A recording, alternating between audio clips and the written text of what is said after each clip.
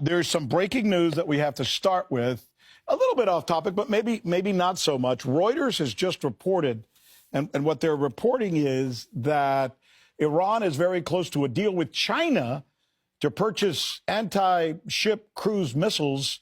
This, of course, is just as the United States is getting ready to deploy a vast naval force, or already has, to the Iranian coast ahead of a possible attack on Iran. It's a little off topic, but Victor, would you comment on this for us? Because we're talking about Chinese, they're called CM-302 missiles, described as supersonic missiles. They have a range of about 300,000 kilometers. They're designed to evade shipborne defenses they go really low down to almost the surface of the water and then can rise again. Did I say something? 300, yes, kilometers. Victor, what do you make of this? What should we think of this? What does it say? Thank you very much. Both China and Iran are two fully independent countries with their sovereignty.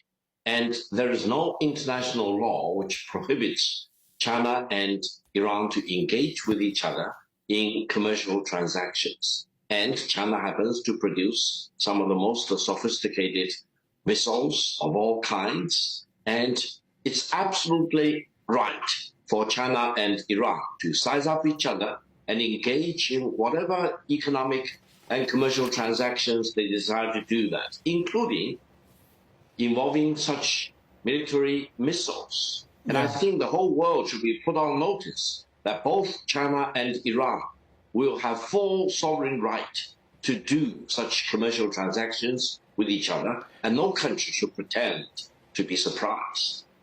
But given the timing of what's going on right now, those sound a little bit like fighting words. Pascal, you want to take this? I mean, to me, this sounds very much like China is sending a very, very clear message, which is that if there will be a war, it will certainly be a missile war, right? The way that we've seen it in June last year during the 12-Day War. That was not fought with boots on the ground. It was not fought with ships on the sea. It was fought with the missiles that were flying over these other countries. This time, if the United States intervenes, of course, there are going to be missiles on the sea. But there are going to be ships on the sea, but those ships are going to be just as vulnerable to missiles. And China just made it very clear that if the missile war happens, and if it takes quite a bit of time, like the Ukraine war, if it's not done within a couple of weeks, then Chinese missiles will be ready to be supplied. So it's not just the Iranian capacity to produce missiles, it's also the capacity of China to supply them. And, this will take time. Operating these missiles will take time, but the political signal is very clear. Therefore, let's really clarify who is at fault, who is not at fault.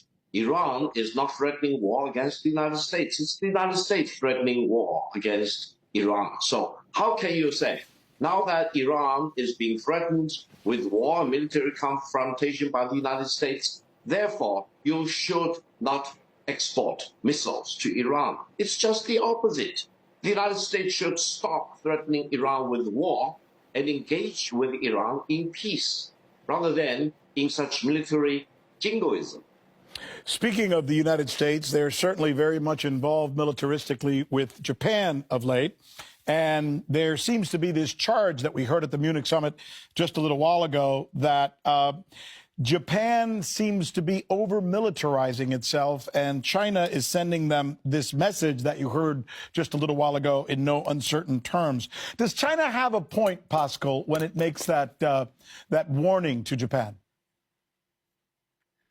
Yes, it does. I mean, China clearly has very, very bad memories of Japan, and we must never forget all of the crimes that were committed in China, mainland China, in the north, the millions of people who died during the 15-year war, 1931 to 1945. And we must not underestimate just the sheer emotions that any form of Japanese militarism invokes in China.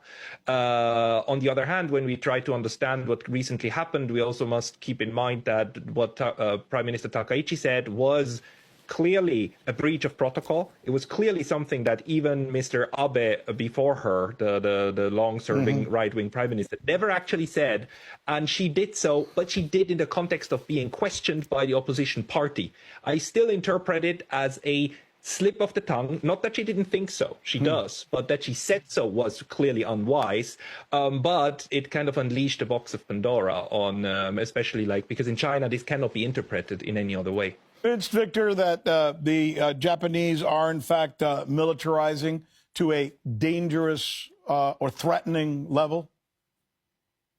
Let me really go to the jugular of this issue. I think what Prime Minister Takaichi did and said in recent weeks and months is tantamount to Japan's attempt to deny the ironclad verdict of Japan's unconditional surrender to China and other allied countries, including the United States and the former Soviet Union and the United Kingdom, because Japan unconditionally surrendered. And there are terms for Japan never to constitute another military threat against China. Otherwise, they will be in breach of their unconditional surrender terms, and China, being a victor nation, has the absolute full right to strike at Japan to prevent the rise of Japanese militarism or neo-Japanese fascism, period.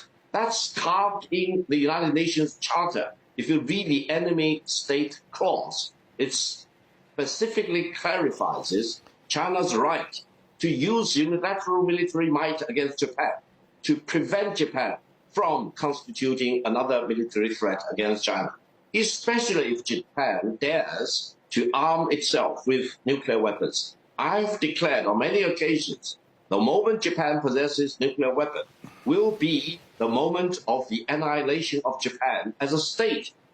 Period.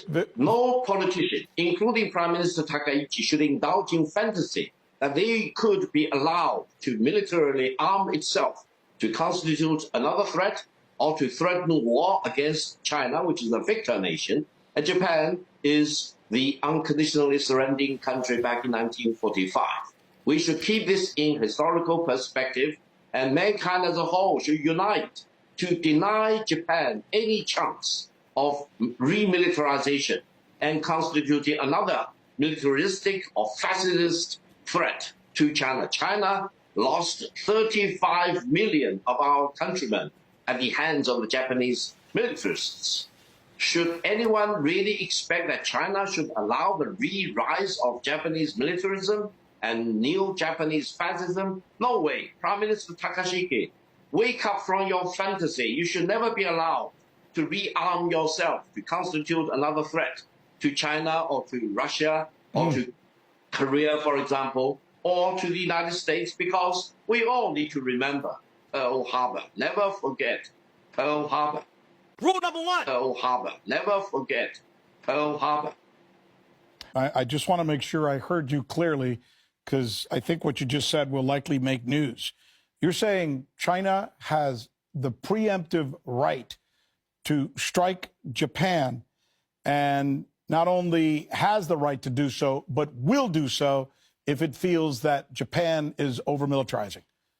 Is that what you say? Absolutely. That's authorized in the United Nations Charter regarding the enemy state clause. It is specifically stipulated that the enemy state, which includes Japan, if they dare to rearm itself to constitute a military threat against a victor nation, which includes China, then the victor nation has the right to use preemptive military might to prevent that remilitarization or neo-Japanese fascism from raising its dangerous head. It's carved in stone. It's part of the international order that we are living through. So no one in the world should pretend that they are ignorant of this enemy state clause contained very secretly in the United Nations Charter. Just one final question.